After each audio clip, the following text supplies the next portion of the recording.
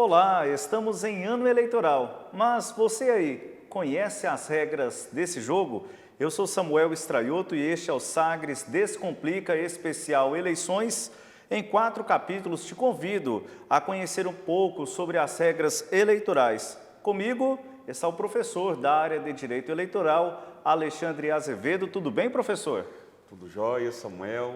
É um prazer estar aqui com você, participando desse quadro tão importante, né? Sagres Descomplica. Vamos descomplicar. Bom, professor Alexandre, tratando então antes de falarmos propriamente das regras, quem participa dessas eleições? Vamos falar então sobre os cargos em disputa e também como os representantes são eleitos. Então, esse ano nós vamos ter vários cargos aí em disputa, não é? Para o Poder Executivo, nós temos o Presidente da República, o Governador de Estado. Para cargos do Legislativo, nós temos os deputados estaduais, os deputados federais e os senadores. Vai ser, na hora de votar na urna eletrônica, não é? Vai ser na seguinte ordem: primeiro, deputado federal, depois deputado estadual, depois governador, senador e presidente da República. Professor, e há alguma distinção para a disputa desses cargos? Há alguns requisitos que determinado postulante precisa cumprir para disputar este ou aquele cargo? Há uma diferença um pouquinho, né? Primeiro, para presidente, para governador, essa pessoa ela precisa, não é, para ser eleita, ter a maioria dos votos válidos, né? Então, vai ser eleito presidente e governador se tiver mais de 50% dos votos válidos. Se não tiver, se nenhum candidato tiver, será realizado um segundo turno, Samuel, com os 2 candidatos mais bem votados. Aí não tem jeito, né? No segundo turno, algum deles vai ser eleito. Professor, e se der empate? O mais idoso, né? Difícil, uma situação complicada de acontecer, mas se acontecer empate, ali o mais idoso. E aí umas diferenças que nós temos também é a questão da idade, não é? Para presidente e para senador, idade de 35 anos. Para governador, idade 30 anos. Para deputado estadual, deputado federal, a idade de 21 anos. E aí o resto, né, as outras situações são muito parecidas, são iguais de fato, né? Tem que ter ficha limpa, tem que ter filiação partidária, etc. Não vai alterar tanto ali para eles. E na disputa para senador, por exemplo, né, é maioria simples, majoritário, maioria simples. Vence quem tiver mais votos. Por exemplo, num quadro que a gente tenha, somente um exemplo, tá? 10 candidatos ao Senado, né? Mas vamos imaginar que esses 10 estão ali em pé de igualdade. Aquele que tiver mais votos, ainda que pouco, tá? Vamos imaginar que um deles tenha 15% dos votos válidos, os outros têm menos que isso, né? Distribuído entre eles menos. Esse que teve 15% dos votos válidos será o candidato eleito. Quais outras condições de elegibilidade para os postulantes destes cargos? A gente tem que lembrar, Samuel, né, que tem 2 suplentes, né, para senador, né? No deputado estadual, no deputado federal, o suplente é o candidato que não foi eleito, né? Então ele vira suplente ali. No caso de senador, não, né? Na própria chapa vão 2, tá? Então tem que prestar atenção, às vezes, em quem está se elegendo para senador e ver quem vai ser o suplente dele, né? Quem se trata.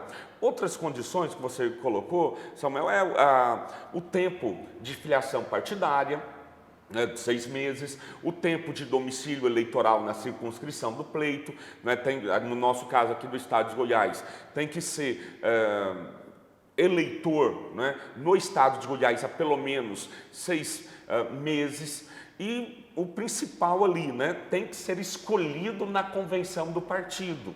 Professor, nós falamos um pouco então sobre as condições de elegibilidade, também os próprios cargos em disputa, mas uma dúvida que as pessoas podem ter: o que é eleição majoritária e o que é eleição proporcional? Então, a eleição majoritária é aquela que vai desprezar uma quantidade de votos, né? O que a gente pode dizer é isso: a eleição majoritária, ela despreza uma grande quantidade de votos. apenas um vai ser eleito. Então vamos imaginar numa situação de muita polarização, nós tenhamos ali um candidato eleito com 51% dos votos. Né? Ou em algumas eleições lá no DF, nós já tivemos, né, Joaquim Roriz, na época, a eleição dele foi ali por 50,3%, uma coisa assim que ele ganhou, né, a eleição. Então veja, ele foi eleito com 50,3%.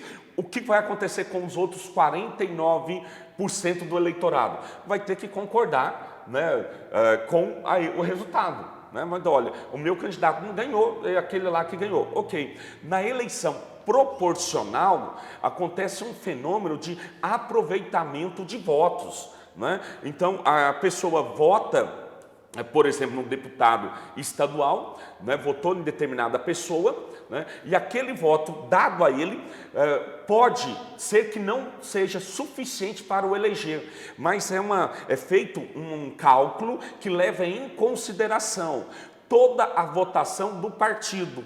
Então, soma-se ali todos os votos do partido, dos candidatos daquele partido, e de repente o partido poderá ser representado pelo voto de todos os seus correligionários. Né? É isso aí que pode acontecer. Essa é a grande diferença. E aí, no sistema proporcional, nós temos, né, uma eleição definida em várias etapas. Né? A primeira etapa, a definição do quociente eleitoral.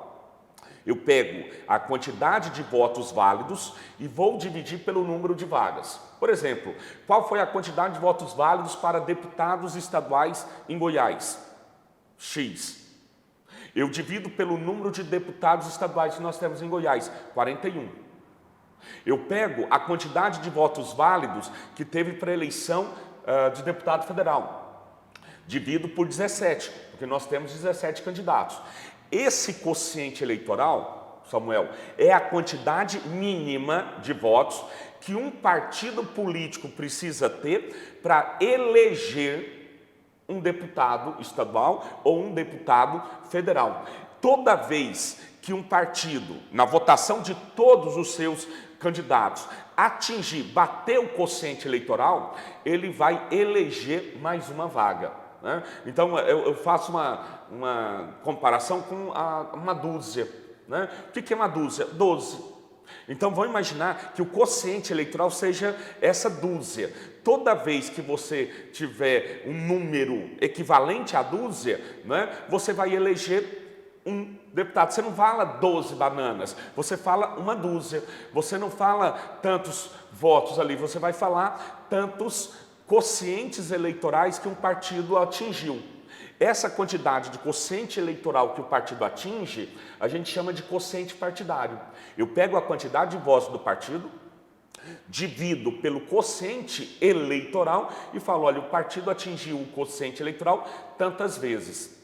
Cada vez que o partido atingir, ele elege uma vaga. E aí, quociente partidário, então, segunda fase. A terceira fase é a fase do resto ou sobras.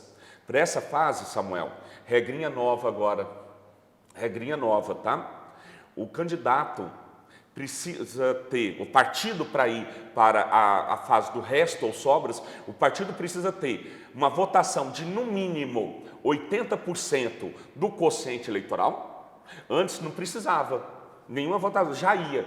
Agora no mínimo 80%.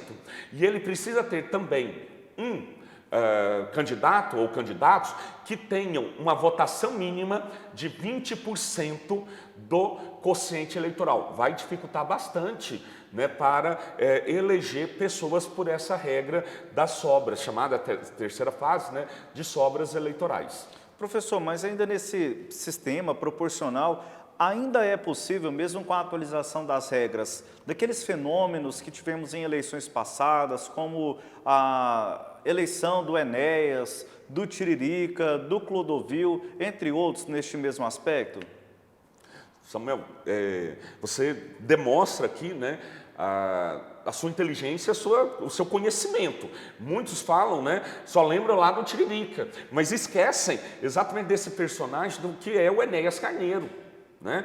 O Enéas Carneiro, ele teve uma votação, e foi a primeira vez nessa quadra democrática que a gente tem, que ele elegeu todos os candidatos do partido dele. Era o Prona na O ocasião. Prona, exatamente, era o Prona na época. Não sei se você sabe dessa história, né? Mas ele elegeu todos, e se tivesse mais um candidato lá, teria sido eleito. O último candidato eleito pelo Prona, através da votação do Enéas, o camarada teve 132 votos. Não seria eleito não. nem para vereador em várias cidades. Não seria eleito para vereador. Não seria eleito. Em várias cidades aqui no município, no estado de Goiás, não seria eleito, né? E ele conseguiu ser eleito com 132 votos, deputado federal. E eu lembro até que na época, foram fazer entrevista, ele se candidatou por São Paulo, mas tinha domicílio eleitoral em São Paulo, e o pessoal foi cavucar, descobriram que ele morava no Rio de Janeiro. Só para você ver uma situação ali, né, muito complicada. Então, essa alteração na norma é exatamente para impedir, né, esse fenômeno. Então, pessoas que não tivessem nenhuma votação, uma votação inexpressiva, pudessem virar deputados federais e lá, Samuel, poderia bater no peito e falar: eu fui eleito pelo povo, eu estou aqui representando. Na verdade, no sistema proporcional, ele não pode falar que foi eleito. Na verdade, ele foi eleito pelo partido. Por isso que se diz, Samuel, só puxando um ganchinho, né? O TSE e o Supremo Tribunal Federal falam que nesses cargos, o cargo pertence ao partido.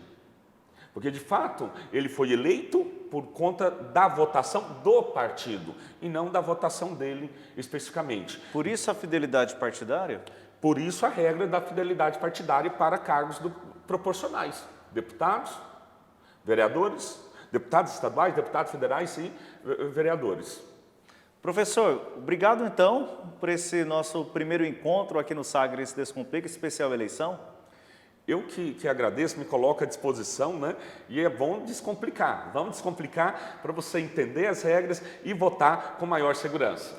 Pessoal, então ficamos por aqui neste primeiro capítulo do Sagres Descomplica, especial eleição. O nosso próximo capítulo vamos falar sobre propaganda eleitoral.